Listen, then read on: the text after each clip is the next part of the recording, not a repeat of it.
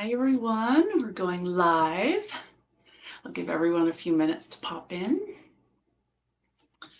Keep an eye out for comments. See that there's some folks in here.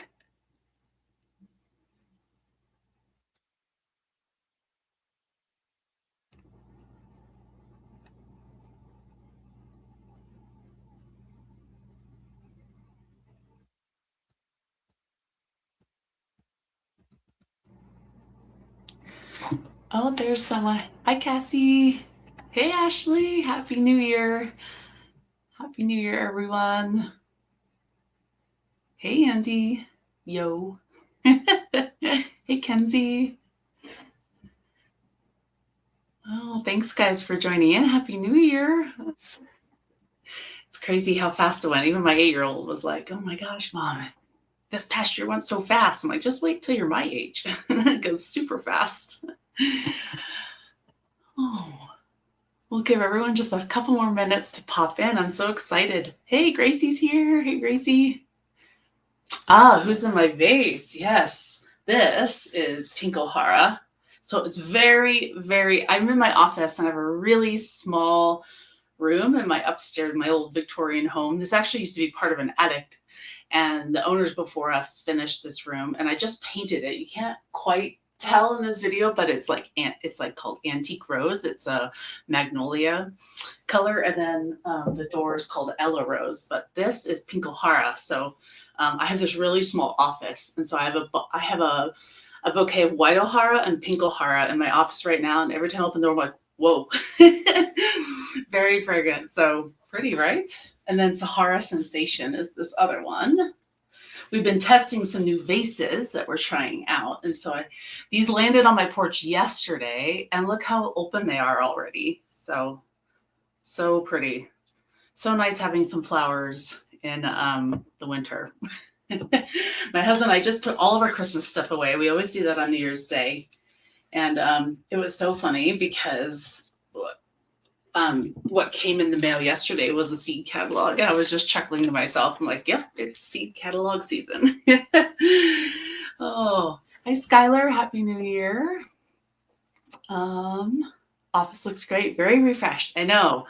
It's funny how just a simple coat of paint and I like rearrange my whole office, and I love that feeling. It's just like a refreshing feeling. So yeah, Janelle, you like white O'Hara? Yeah, it's so pretty. I have one up here. I'll grab. Hang on, let me show you. I have this whole other vase.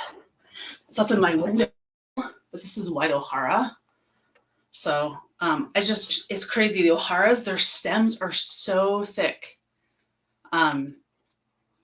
So, oh my gosh, it's very fruity to me. I don't know what white O'Hara smells like to you guys, but white O'Hara smells very, very fruity to me. I love how inside there, those swirls, they're just incredible. And this is how much they've opened in just like a day since getting them. But anyway, so it's so fun to have flowers in the winter, that's for sure. Hi, Diane. Hi, James.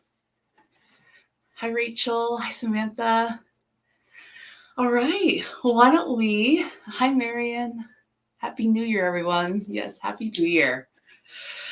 All right, let's get started. Today we're going to talk about not roses. But you know what's funny? Today we're like growing small fruits 101. And it's kind of interesting to me because when I think of Palatine, I know a lot of you have probably purchased from Palatine in the past. I remember when I first heard them and I thought, fruit and roses, what a weird combination. But actually, when you think about it, the care and the harvest that you get from both of those types of plants really takes the same personality.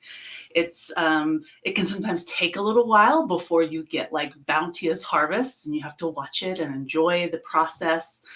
And that's the way it is with roses, and that's the way it is with small fruit too. So it's funny because I love gardening, vegetable gardening, berry gardening. I grew up in Pennsylvania. We had tons of blueberries. We had wild blackberries all through the woods. So I just grew up with that. And when roses came along, I just fell in love with roses because it's kind of the same thing. You need a little patience, a little effort, but the reward is just like far outweighs any of the work that you put into them. And I think berry growing and vegetable growing is the same way. It is for me anyway. So it's always kind of interesting that people who grow vegetable gardens and herbs also generally are rose gardeners. I don't know. Are you guys that way? I'm curious. I know you all love roses, but do you guys grow any small fruits in your yards? I would love to see pictures if you want to post them. Ashley says she loves picking blueberries from her bushes. Yeah, awesome. I did too growing up. So, and the blackberries that grew wild all around our property, my mom was big into food storage and preserving. So I grew up canning and freezing and all that sorts of stuff. I hated it when I was little, but I'm really grateful for it now. But my mom made these she used to take these number 10 cans, and we took this sisal rope and put it around her neck, and we would tie a knot, and we would go through the woods and we would just pick blackberries. So me and my brother and my sister, we always laughed because every time we had blackberries, we're like, oh, our necks, the sisal rope. But I wouldn't trade those days for anything. So today we are going to talk about, this is just a really beginner level small fruit class. We're going to talk about how to grow blueberries, raspberry and blackberries, which are both brambles, and we're going to talk about strawberries today. Tomorrow morning, we are going to be turning on some of these new items for you guys to purchase. So I want to tell you a little bit first about this new grower that we're partnering with, and introduce you to our Spring Promise Garden Reservations program. So you may have seen that word on the website here and there. We have a little blog post about it. This grower, I worked for them years ago. I worked for them for on and off 7 to 10 years. And I did sales for them. I also helped with marketing and other things. They're one of the largest growers in Connecticut.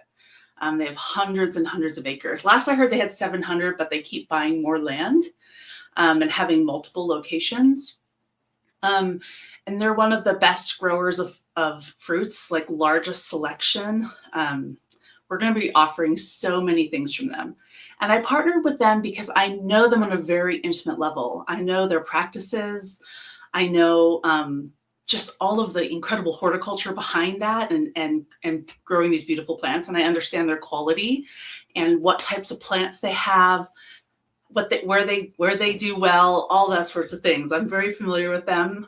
I was intimately involved with that company for a long time. So this new program, the Spring Promise Garden Reservations program, is through them. And so what they do is they allow us to look through their huge catalog of 3,000 plus different types of plants. Everything from the 3-gallon David Austin roses that you guys saw. They grow lots of roses, but they have a full line of small berries. They have we're going to be selling vegetables and herbs later in the season, and lots of shrubs, perennials, small trees, natives, ground covers. We have such an exciting winter for you guys. Winter's a great time to learn about new plants and start thinking about your garden. So what we do is we reserve a certain amount from them, because what happens is if you don't reserve them in time, they sell out super fast, because they mostly sell to independent garden centers in the Northeast. So they sell to thousands of independent garden centers, all the way from Maine, all the way down to Virginia and over to Ohio. That's kind of their region. If you live in that northeastern part of the United States, I guarantee you have bought a plant from this grower. I used to service all of upstate New York and visited hundreds of garden centers up there, and they are all like family to me, and I really enjoy my time there. So this Spring Promise Garden Reservations program is the opportunity for us to reserve product ahead of time and offer it to you, and then they ship it to you in the spring when it's ready. That's why there's not a date picker on it, because they're horticulturalists and they have lots of them, lots of PhDs and people with, there's literally hundreds and hundreds of years of experience there. They know, okay, this plant's ready. The majority of this program will ship out in April and May, maybe a little bit of early June and maybe a little early, maybe some, but most of it will be April and May. So they time that perfectly. It'll automatically come to you. Skylar, did you say you're from upstate New York near Oneonta? No way, I lived in Delhi. That is so crazy. What a small world. Yeah, and I can pronounce Oneonta.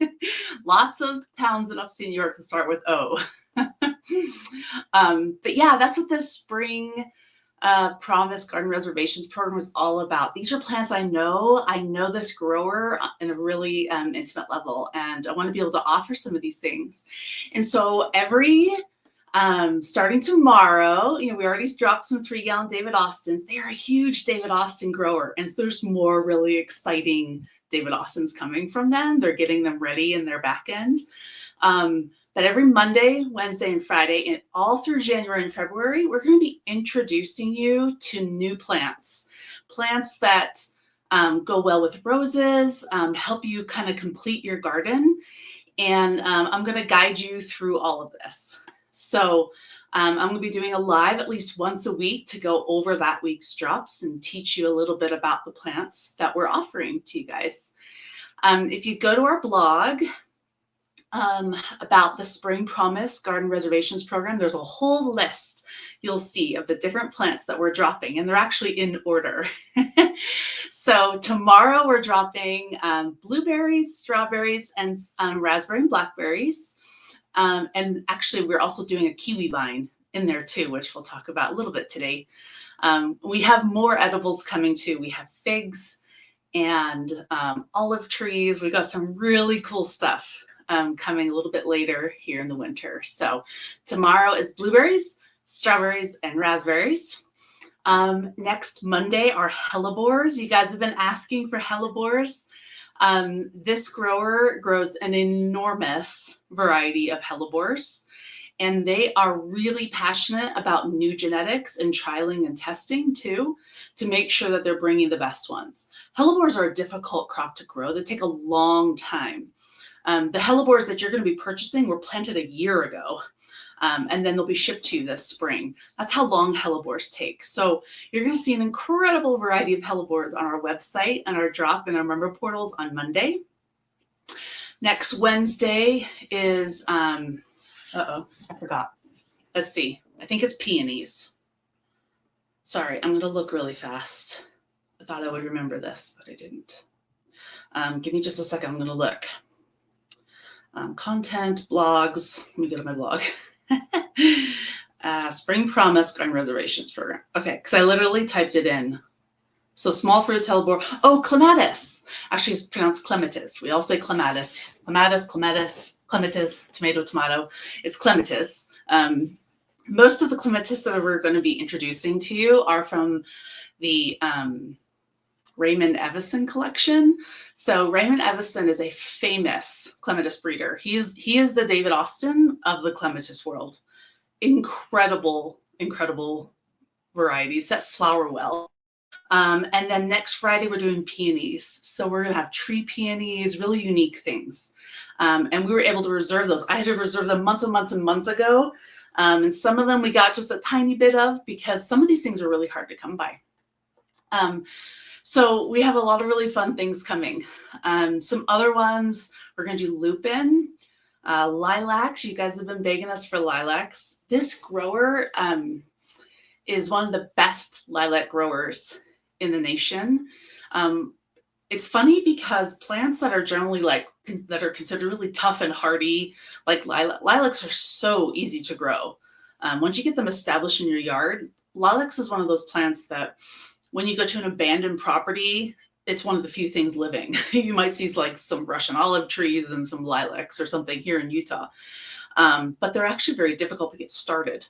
And they take a long time. So we have a really beautiful selection of ready to go lilacs that will flower for you. Some lilacs, when you buy them really little, like those little tiny ones you can buy online, they take years to bloom because they're just selling you like that. Probably it's a 1-year-old plant.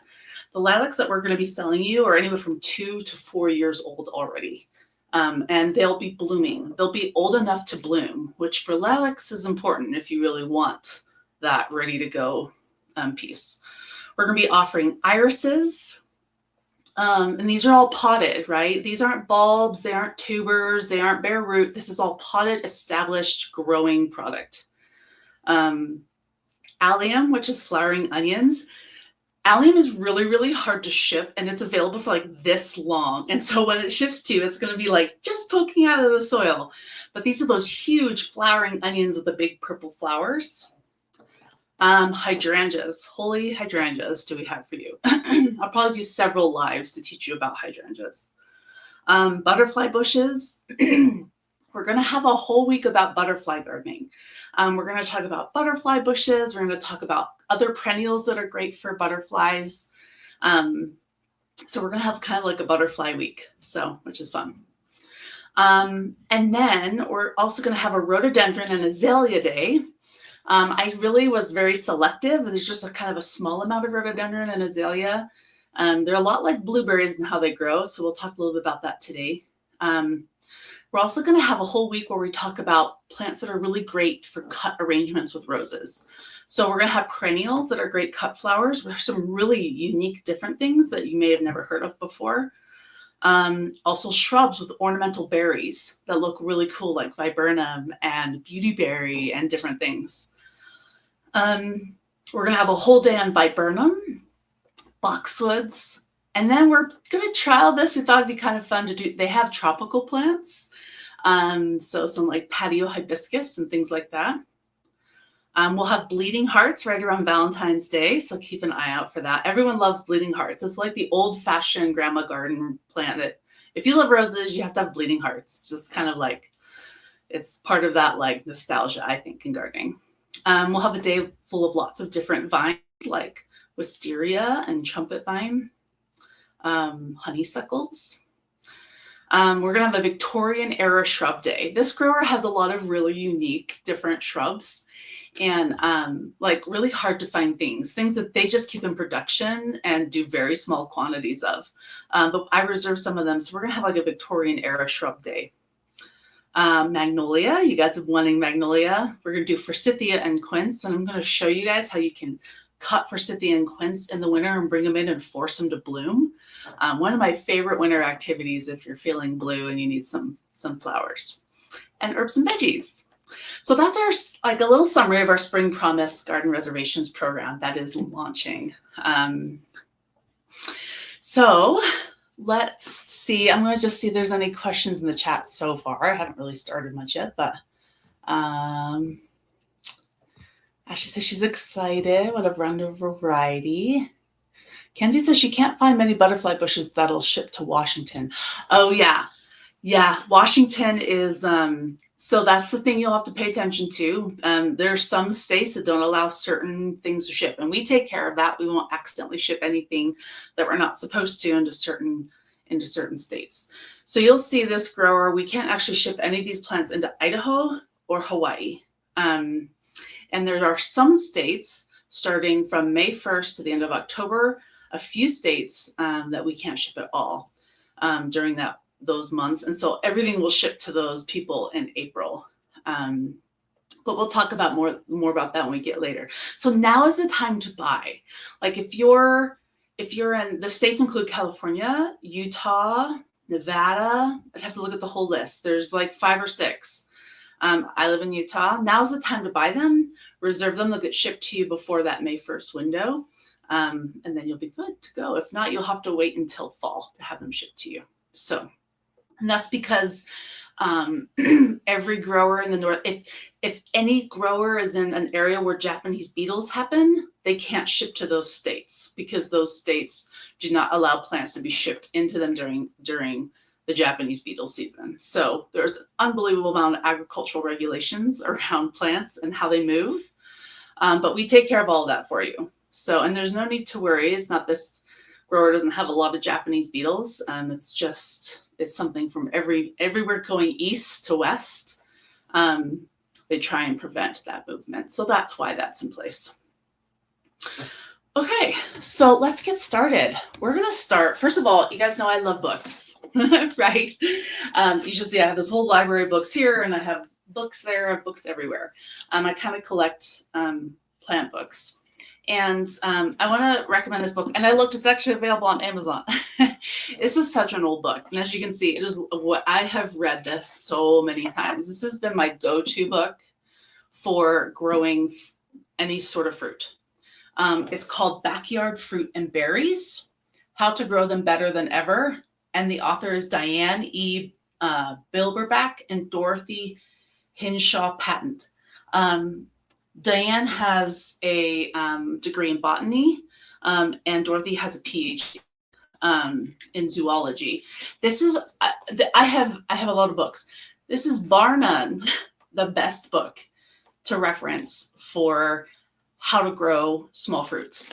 It's really clearly outlined. There's no fluff, there's no anything. But what there is tons of diagrams of like where exactly to prune, how deep to prune them. Like, okay, my pages are literally falling out because I've used this book so much. That's how good this book is.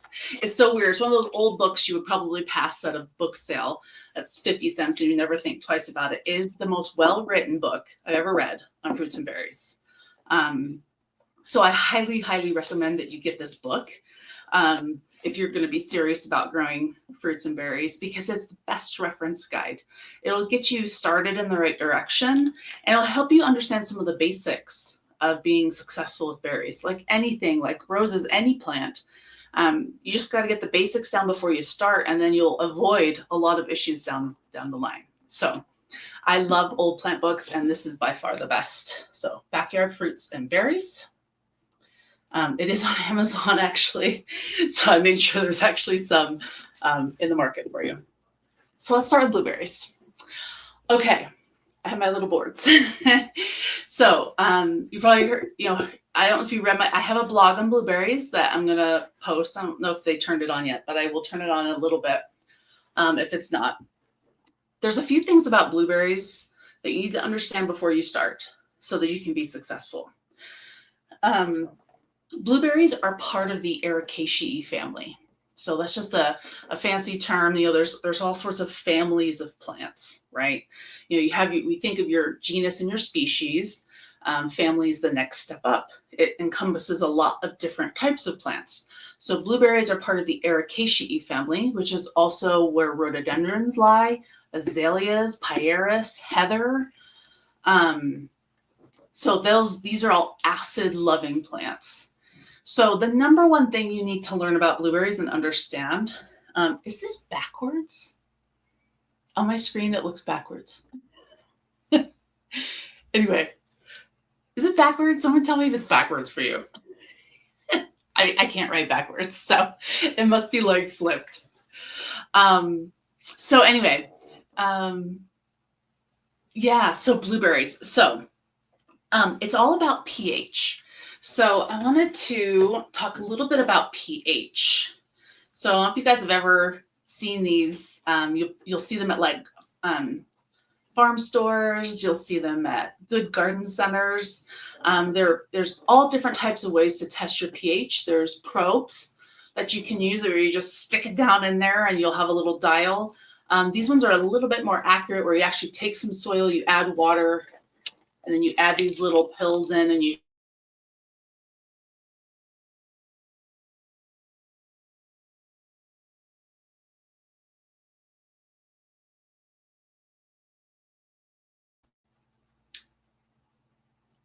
sorry, it kind of like blinked in and out. Hopefully you're still there. It's really important that you should test your pH, and you should also test your soil for like nitrogen, phosphorus, and potassium. Like I got this kit all together. And the nice thing about these kits is you can use them over and over again. They come with multiple, these are the rapid tests. Come with these little pills. You can use it over and over again. It's such a cheap way to like make sure before you invest your time and your energy and your money and your effort that you understand what's going on with your soil. And it's super important with blueberries. So blueberries like acid soil. So the pH scale, if I remember right, it goes from 1 to like 14. And most plants like it neutral, like between like 6.5 and 7, right in the middle. The lower the number, the more acidic it is, and the higher the number, the more alkaline it is. So blueberries like it acidic. They like it lower. They like it in the 5 range. And so for everyone on the East Coast, most of you have naturally acidic soils. That's where blueberries are seen in the wild and where they grow really, really well naturally. So the beautiful thing about blueberries is they're native. They're one of our US natives. And so they're used to our seasons, they're used to our soils. But unfortunately, for those of us on the West Coast or where you might have alkaline soils, for me in Utah, I'm not going to waste my time on a blueberry in the ground here. It's just going to be too difficult. I saw one successful blueberry plant in Utah, and there's a lot of work that goes into having to change your pH that much to maintain it. So blueberries are mostly for those with acidic soils, or you can grow them in containers. And we're going to talk a little bit about our bushel and berries today. So pH is super important with blueberries. Still backwards, but that's okay. I'll read it for you. So you have to have a very acidic pH. And the reason why they have to have it so acidic and why they like it that way is because most plant roots have the ability to excrete acid into the soil to help make certain nutrients available and soluble for them to actually go inside of the root. Blueberries and ericaceae plants don't have that ability. And so they have to have a naturally acidic environment, because couple of nutrients that are super important for blueberries. One of them is iron. Iron is really, really important. If you were to stick a blueberry plant in the ground here in Utah, it would yellow and defoliate really quickly because it needs a lot of iron to succeed. It also needs a specific form of nitrogen that needs to be in a more acidic solution in order for it to be available to it. So that's the reason why they're acid loving, and so super important. Blueberries also have really shallow roots. So they evolved in a really wet, very highly organic material soil. And so if you were to rip up an old blueberry bush, you'd be surprised. Like, most of their roots are in the top 6 to 8 inches of the soil. They don't look super developed. They don't have strong anchors. It's very fibrous, and that's something really important to keep in mind with blueberries. Mulching your blueberries is one of the key elements to keeping blueberries producing a lot, having good flavor, and being nice and plump, nice and big. So growing up, my parents, we always mulched our blueberry beds, like usually every other year, with a really thick layer of mulch, and we put a soaker hose along it. Even in Pennsylvania, where it rained a lot, we still had to keep the blueberries watered, because if they didn't, then they'd be smaller, they would be a little more tart. So moisture and acidity is really, really important with blueberries. And if you can understand, just because of their root structure. So keep that in mind. You've got to mulch and you've got to have good pH. Blueberries are also chill sensitive. So one thing you might have heard before is that some fruits have a chill requirement. You might have heard of the terms high chill, low chill, or no chill. That just means they require a certain amount of days under 45 degrees. And if they don't get that, they won't set flower and fruit. Blueberries, a lot of blueberries are high chill, but there are some low chill varieties. That's why a lot of times you don't see a lot of blueberries in really hot climates. But there's so much breeding and work being done around low chill blueberries. The ones that we have that we're offering are all higher chill blueberries, and you'll be able to see that. I always like to say with plants, if you've never tried a plant before, look around your neighborhood. Have you seen anyone else with blueberries? Have you talked to anyone that has blueberries, or whatever plant you're about to do?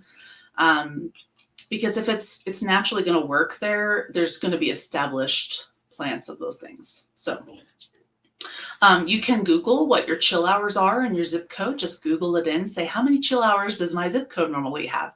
And you'll be able to find out whether it's 100 or 200 or 600. And so that way you'll know what your chill hours are in the area. The other thing that's important with blueberries is they need pollination. They need a buddy. So you've probably heard like which fruits have to have pollination, which ones are self-pollinating. Blueberries fruit way better when they have more than one variety. There are so many varieties of blueberries. So it's really important that when you buy blueberries, if you decide to do it, you got to have at least 2 different varieties that you grow. Now there's some breeding work, and this is going to lead us into the bushel and berry line of plants that we're offering. When we won't have the bushel and berry blueberries yet, they're coming, but they were bred to be self-pollinating. The whole bushel and berry line was developed, is continuing to be developed by Star Roses and Plants, the people who develop your roses. The Mayans and Cordes, they go through the same trialing system as some of these Mayan and Cordes varieties. And the things that bushel and berry claims and that they trial and test for is that everything in there is self-pollinating and can produce in a container. So the beautiful thing about the blueberries that you buy that say bushel and berry, you can have one and you can put it in a container. So that gives someone like me in Utah who does not have acid soil the opportunity to grow blueberries. Or if you're living in an apartment or you just don't have the space for 2 blueberries, it's a wonderful program, and they stay short and compact, and you can go out and just pick them right off of your patio. So that's the whole bushel and berry program, and it's an incredible line of genetics. So, okay, any questions on blueberries? Joe Wong says, do you have one in your garden? I don't here in Utah. I'm going to try them next year, but I've done bushel and berry for many years. When I lived in upstate New York, we planted a line of blueberries in the back, and it takes blueberries a couple years to get big enough to harvest from. And so we did all the different bushel and berries in patio pots on our little patio. And the beautiful thing about them and all of our fruits, they come pre-chilled and they'll fruit the year that you buy them. So they go through, because they're being grown in the Northeast where it's cold, and there's horticulturalists there who know, like, okay, if this is going to flower and fruit for the end consumer the first year, they make sure that it gets those chill hours in the winter. So everything comes ready. So when you buy bushel and berry from us, it's already been chilled. So it will fruit the first year. Sometimes you'll see those little tiny like cardboard packets. You'll see them like those little sleeves where you can buy little teeny tiny plants for like $10 to $15, maybe at Tractor Supply or another big box store. You have to keep in mind those aren't chilled and they're not going to produce fruit for many years. The fruits that you're getting from us are potted in 2 gallons. Some of them are 3 gallon. Some of them are 1 gallon, like the strawberries that we'll talk about here in a second. But they've been chilled. They're going to produce for you in the first year. So they're several years old already, and they're ready to go, which is great. So yeah, so I have a lot of experience with bushel and berry on my patio. And when my son was really little, his favorite thing to do was run out there on the patio and pick off raspberries and blackberries and blueberries off of our bushel and berry plants. So, and Joe Wong says, you've seen plants. Yeah, big box stores will carry some potted bushel and berry. Usually they'll carry a few varieties. So they really are really great for on the patio. If you want like serious production, you're going to have enough to like make jam and jelly. You really do need to dedicate yourself to finding a space. Just like with roses, if you want to have lots of bouquets all summer, you got to have more than 1 or 2 bushes. So it's bushel berry is really great for like apartment or patios or verandas or whatever, if you just don't have the space. Let's see.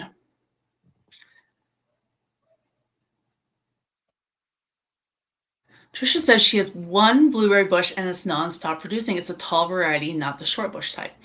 Yeah, Trisha. So there's like high bush blueberries and then there's low bush blueberries. And there are some blueberries that are self-fertile. So you always want to read the tag and make sure. But it sounds like you have a self-fertile one. So that's awesome. Or you also might have a neighbor Generally, the rules of pollination is if something is within 100 feet, generally you're going to get good pollination from it. Same way with fruit trees and things. So that's great. Awesome. Okay. Aaron says, I have a bit enclosure for my blueberries since the birds wreck them otherwise. They get the royal treatment here. Yeah, so I agree. With any small fruits, but especially blueberries, birds love blueberries, especially because they're native here. Like they're used to finding them, right? So so definitely invest in bird netting if you're going to do blueberries in a large section. So growing up, we had this big long bird netting, and after they were done flowering, you don't have to have it on all the year. Let them flower, let them pollinate it, and then we would just drape it over. We just draped it over, and it would keep the birds out. It was pretty simple. And then when we went to pick, we would just kind of like lift it up over and pick, and then put it back down. So it's really good to invest in bird netting. So. Okay. Ashley says, companion plants are great to help bring pollinators to your berries and to prevent the bad guys. I grow mint in raised beds with some of my berry bushes, and it contains the mint and helps repel pests. Yes. Mint is a fantastic pollinator attractor. So mint is also very easy to grow. In fact, it's almost too easy to grow. It can spread really well. But yes, absolutely. Everything works together, right? So anytime you want a plant to create a fruit, you need to think about your pollinators. Being careful with sprays, with insecticides. Try and use natural as much as you can, and you never ever want to use sprays while they're blooming, because that's when the bees are visiting them. So having a really good blend and mix of plants so that there's things that are blooming from early on all the way through fall, so that you can support those pollinators and all of their different life cycles that they go through, is really important. So that's a really great point. Okay. Ashley says there's some bird netting that I bought off Amazon that zips up around the bush. Cool. Awesome. Okay, let's go on to, because we only have about 20 minutes left, and I want to just go over strawberries too. So sorry, it's backwards. Dang it.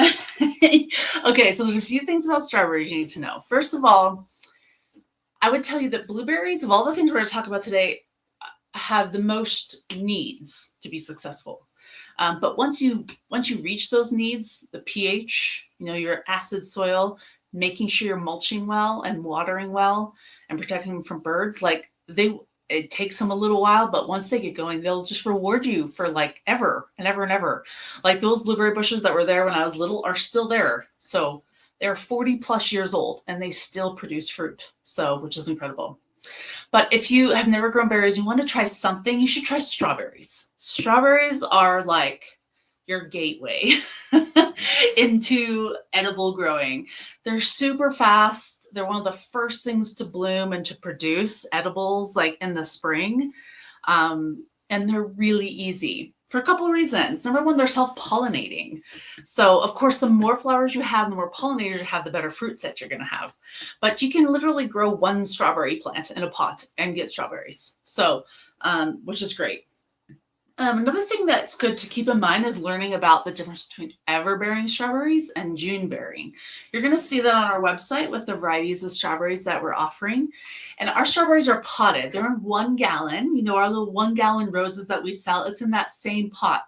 These strawberries are rooted, they're established, they're ready to go and ready to start producing for you.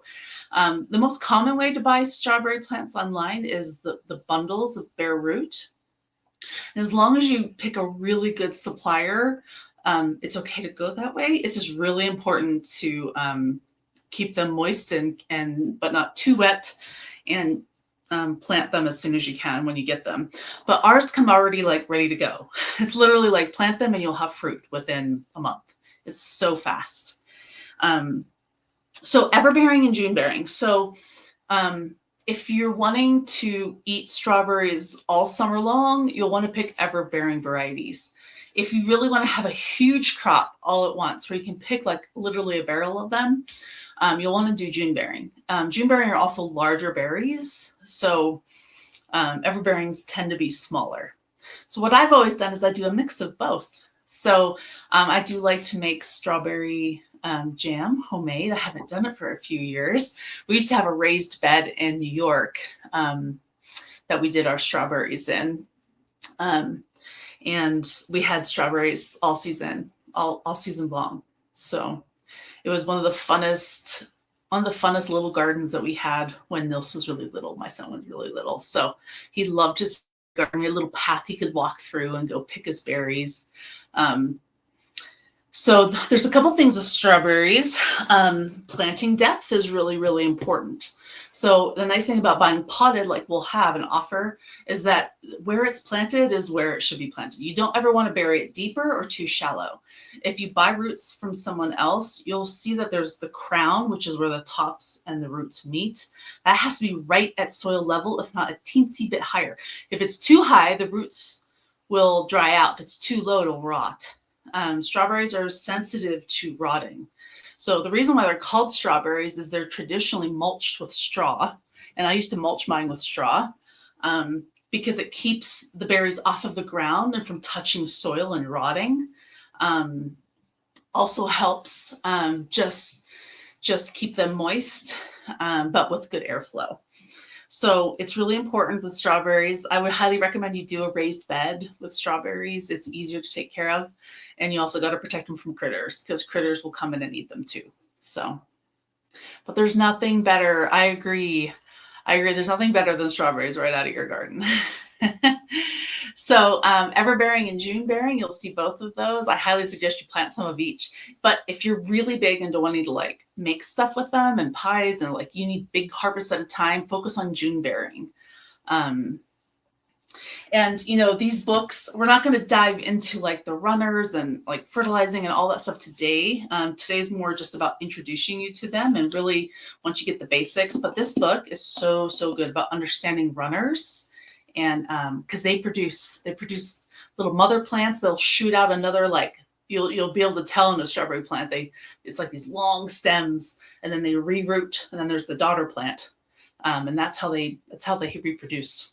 And so that's the great thing is if you give strawberries the space, they'll just keep growing year after year. Okay. Jesse says, we plant enough strawberries that we'll have huge crop all year long. That's so awesome. There's something better than strawberries. And they're super cute in arrangements, Andy. They are really cute. There's some, especially ones that create long runners. When I was visiting one of our cut rose growers up in California, Green Valley Floral, they were growing strawberries for the market, for the off-season market. And they grew them in hydroponic bays really high. And they were like, it was like curtains of strawberries everywhere. They're really beautiful. So, okay. Helen says, oh, I love your lives. They're always available on YouTube. It's so great to see things full size. I hope Gracie starts putting her lives on YouTube also. Yes. Yeah. Whenever we use this platform, we can do it on YouTube too. So we'll have to make sure we start using that more for when she does hers. Okay. The last thing we're going to talk about is brambles. So specifically raspberries and blackberries. These are all brambles. Brambles is just a terminology for like a growth, a certain type of berry. There's other types of brambles out there. You may have heard of like loganberries. There's black raspberries. There's all sorts of different other types of brambles. So brambles are also native to the US, and they're native everywhere. The beautiful thing about raspberries and blackberries, they're also really easy to grow. Much easier, I think, than blueberries. But there's just a few things you need to know about them. And variety selection is a big deal. But the first thing you really need to understand about raspberries and blackberries is about pruning a little bit. So maybe I'll show you, maybe I'll draw a picture. This way it won't matter if it's backwards. It's just a picture, it's not words. So with brambles and pruning, it's really important to understand the difference between primocanes and floricanes, okay? So here's the ground, here's the underneath. We're gonna say it's a raspberry. You'll have these big, long, arching canes, depending upon the variety, big, long, arching canes.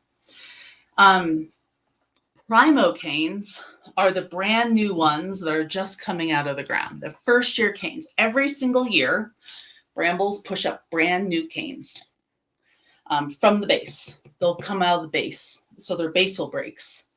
You'll get these brand new primocanes, okay? And you can tell they're primocanes because they're generally very light green. They're very fresh looking. Older canes are generally like really dark, okay? So it's really important, depending upon the variety that you choose, because brambles come in everbearing and June-bearing as well.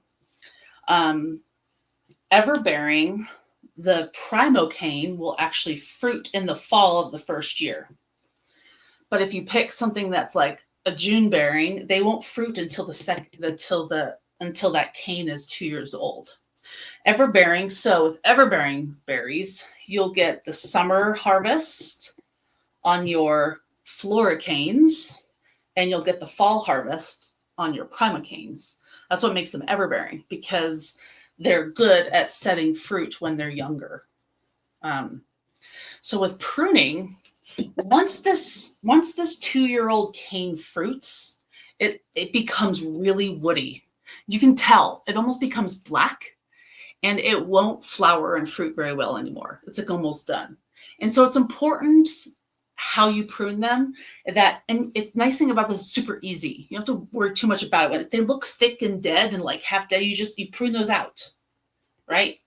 Like they'll be done fruiting, and you can tell because you'll be there picking them. You're like, oh, yep, after I pick this one, it'll look darker. Because you always want to leave these primocanes on for another year, because then the next year they'll bloom again. So that might sound confusing, but I promise you, once you do it, it's really easy. And they're very forgiving. If you prune out these, they'll just keep sending out more. So once you get your roots established, they're really easy to grow. They really are. You can find raspberries growing in Utah to Pennsylvania to everywhere.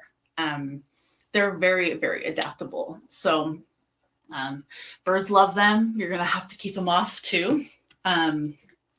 Let's see, go back to my little panel here. The nice thing about brambles is they're self-pollinating. So you can have one plant, which is great. And honestly, like especially some of the older varieties, you really only need one plant because they spread. They can be quite aggressive, especially some blackberry varieties. And you do have to pay attention to the chill requirements. So just make sure you're looking at that and you understand how many chill hours you have in the zip code that you're in your zone.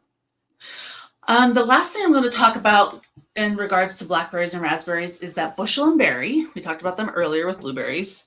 They have bred the thorns out of them and also bred them to be shorter. There are a lot of old blackberry varieties on the market that are thornless, like Chester is a really popular one.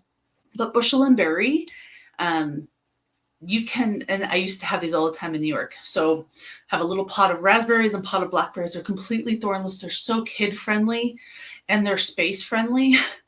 Because raspberries and blackberries, you need to give them some room because they have such long arching canes. And in this book, it shows awesome diagrams about how you can train them and to keep them easier to pick. You don't have to train them on wires, but it does make them a little bit easier to pick. But the nice thing about the bushel and berry ones is that they stay tidy, more compact. You can grow them on your patio and they're completely thornless. So that's raspberry shortcake is the raspberry variety, and baby cakes is the blackberry variety. And we'll have both of those on our website. So let's go to some questions. So that's like super basic information on growing berries. But really, if you can get that down first and understand what you need to do with them and what your chill hours are where you live, you'll already be starting off on a great foot. Let's see if there's any questions. Annie says, they all have cute names. I'm not falling for your tricks.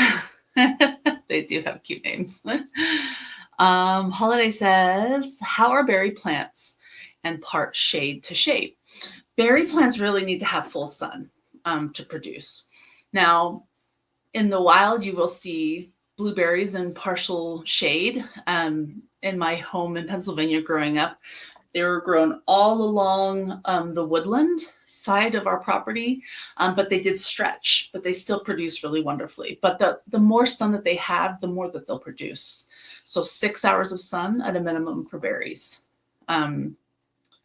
If you're looking for something that fruits well, that likes part shade or lots of shade, elderberries might be an option for you. They're known for growing along the edges of woodlands, and they can handle quite a bit of shade. So, Ashley asked, what size pot are you offering these in? The strawberries are to come in a 1 gallon, like the size of our 1 gallon roses, the same pot. And all of the other berries will be in 2 gallon. So they're nice, well-rooted, established plants that will fruit in their first year. That's the great thing. All of these plants were planted a year ago, so you're getting well-established, well-rooted plants when you buy these from us. So they also come with our 1-year Grow with Gracie guarantee. So, as long as you're making sure that they're zone hardy and chill, like the chill requirements are hardy for you, we'll guarantee them for a year. So they're part of our guarantee. So. Samantha, add any lower thorn varieties? Yeah, there's actually quite a bit, Samantha, that are thornless, especially in blackberries. But I would say the raspberry cupcake is one of the few thornless raspberries I know about. Let's see. What else do we see here? Brenda says, if I live near conservation land, what do you recommend without netting? Ooh, wow, you probably have lots of birds then. Brenda, for edibles and berries, it's going to be a battle. Birds love berries. It's just their natural food source. Really, maybe I can't really think of anything, honestly. If you're going to have a lot of wild birds, I wish I could answer that. I'm not sure there's a lot of good options for you without netting. Nicholas says he planted baby cakes last year and it's the most smallest compact blackberry I've ever seen. Yeah, it's really cute. It's very cute. Let's see what else we got here. Someone says you're from Idaho, right? I live in Utah. Oh, huckleberries. Yes, huckleberries grow so well out here. We won't have huckleberries this year, but it's my favorite season whenever it's like you can get huckleberry shakes at Arctic Circle. In fact, the first time I met Gracie, after she hired me, I brought her huckleberry licorice. And I sent her some huckleberry popcorn for her birthday. I love huckleberry anything. Let's see. Diane says maybe I'll try blackberries again. Yeah, Diane, you should try baby cakes. It's a nice compact variety. And thornless, which is great. Let's see if I can see if there's any comments here.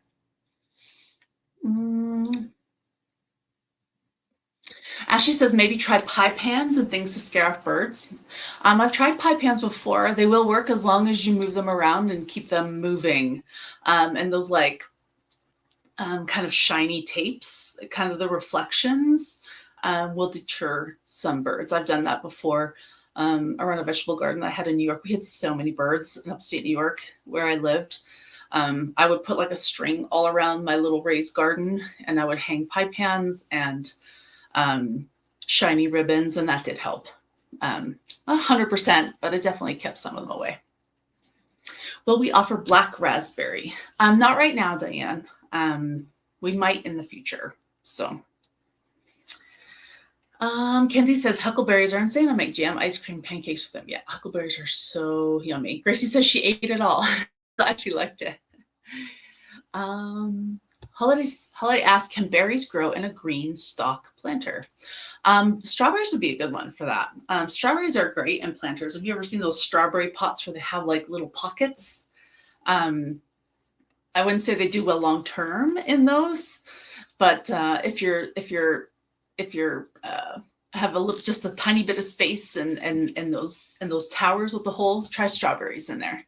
I don't know if I would try our 1 gallon strawberries. That would be a situation where you would want to buy like bare root strawberries to put them in there, because our strawberry pots are like, the roots are this big. You're not gonna be able to shove those through a little hole. So, okay, let's see. Ryan and Leo drove 10 miles into the pen piles into the ground square formation and ran netting around and over. It keeps the birds out. Yep. What varieties of strawberries? Yes, we're going to have some June bearing and some ever bearing varieties for you guys. So we're going to have, let me grab my phone. Seascape, All Star. We have a lot of strawberries. Hang on, let me bring them all up for you.